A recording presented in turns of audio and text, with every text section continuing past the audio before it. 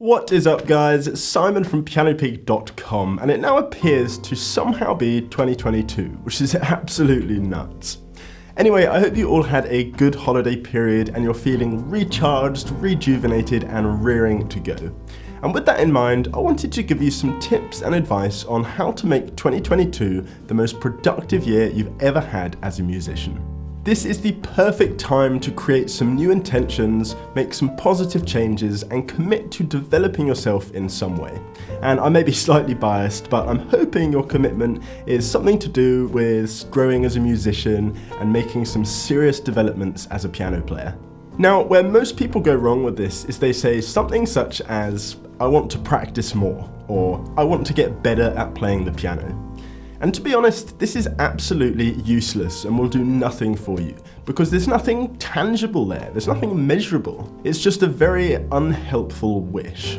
The kind of goals that you should be setting should be something more along the lines of learn 5 jazz standards and be able to improvise over them, or get up and play at the local jam night, or be able to comp over any given progression using rich and exciting voicings. These are just some ideas of what a good goal should sound like. It's measurable, meaning you know when you've achieved it, and it's specific. It's very tangible, you've either achieved it or you haven't. A goal such as, I want to get better at the piano, what does that even mean? How can you measure that? Surely if you just practice for 5 minutes once, you're going to be slightly better at playing the piano. So that's step 1. Make sure your goals are specific and achievable, and they can be very personal to you as well. Step 2 is to write them down. Apparently we are 42% more likely to achieve our goals if we write them down. So what I want you to do is pause the video, have a think about what your goals are, and leave a comment below letting me know. If I see any bad ones in the comments, I'll let you know. Once you've done that, you can take this even further. You need to break your goals up into actionable steps. What do you actually need to do in order to achieve your goal? So let's go back to that goal of learning 5 jazz standards and being able to improvise over them. If we break this up into steps, firstly, you're going to need to choose which standards you want to learn. And then you're going to figure out the time period you're going to give to each one. So, you could spend a month on each and cycle them round, or you could spend 2 months on each one to really give yourself the chance to go deep with it. And then you'd need to look through the harmony of the tunes and see if there are any chords or scales in there you need to get familiar with before tackling the tune. Then you'd need to start learning some simple improvisational techniques in order to start the process of improvising over them. You see, I'm just trying to think of every possible step that could be involved in achieving this goal and then breaking it down into small, manageable chunks. And that's exactly what you need to do. Last but not least, you need to commit to a regular practice schedule. And what's really important is that this is realistic and sustainable.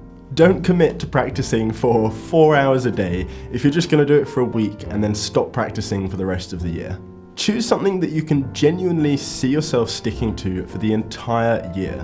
It's better to go slow and not stop rather than full speed and burnout. For example, this year, I'm aiming to practice for an average of around 3 hours a day, but I know that this isn't achievable every single day, so my commitment is a minimum of 1 hour every day. And to be honest, that's still a big commitment. Sacrifices are going to have to be made in order to stick to this. So have a think about what is possible and realistic. It needs to be easy and not a daily challenge. You can always practice for longer than your daily commitment. So that's 4 steps so far. Step 1, figure out your goals and make them specific and measurable. Step 2, write them down and leave a comment below letting me know, keeping yourself accountable. Step 3, break your goals into actionable steps. And step 4, commit to a regular and sustainable practice schedule. And I have one last step for you. Inside the PianoPig Academy, I have a course called How to Practice Productively. This is one of my favorite courses I've ever made, and it contains all of my best tricks and tips on 1, how to actually get to the bench every day, as that can be hard enough, and 2, how to make your practice time as effective as possible. So I want to help you out, and I want to give you access to this course for just $1, as I think it's just really going to help you make serious progress this year. So click the link in the description below and you'll actually get access to the entire academy for 14 days for just $1. Check out that course, and whilst you're at it, you can check out everything else I have on offer inside the academy. And who knows, maybe you'll stick around all year. And that is your 5-step process to making 2022 the best year yet. I look forward to reading through your goals in the comments section, and hopefully I'll see you inside the PianoPig Academy as well. Good luck, and I'll be back next week with a video teaching you something cool on the keys.